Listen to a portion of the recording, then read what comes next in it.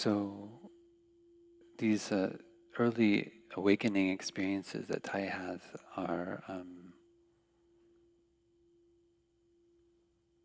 coming out of the war, realizing even as he's in the United States, the suffering that is going on in Vietnam, and then expanding his capacity through the reading of Bonhoeffer or other situations of suffering where Thai can learn to open his heart and embrace and learn that actually we have an enormous capacity to embrace the suffering of others.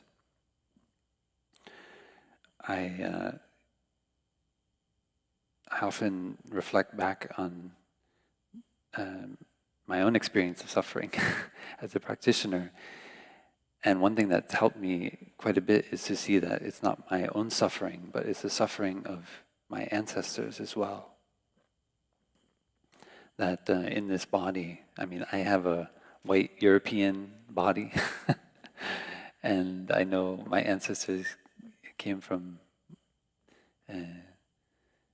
Germany and Ireland and Cornwall.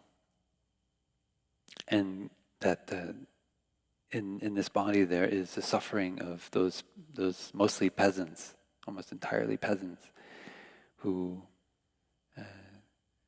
just worked every day to get something to eat, who had to experience these shifting waves of ideologies. Sometimes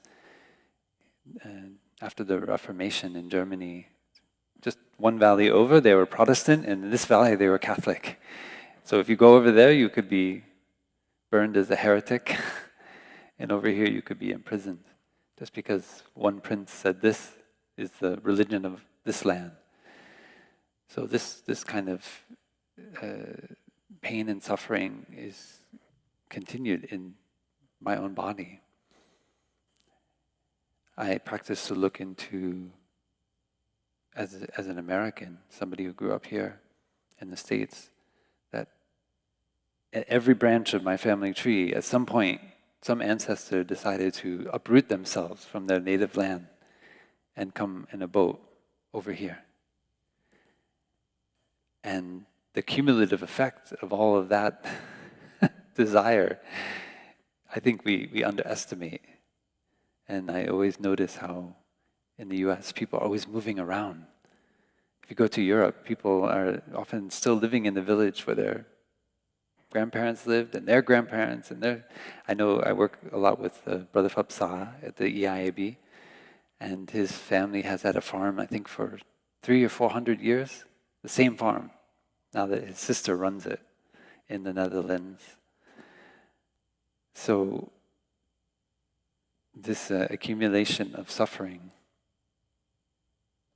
is transmitted, and it includes the suffering of dogmatism, the suffering of hunger, the suffering of anger and hatred, as well as joy, peace.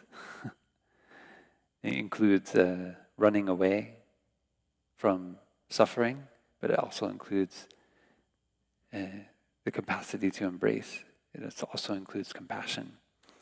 So when I read this passage of Thai, that's how I try to practice with it, to see how in my sitting meditation, in my walking meditation, am I just distracted by thoughts about projects or the news going on here, or am I really getting in touch with these rivers of suffering as well as rivers of compassion that are in my own heart, that have been transmitted to me in this body?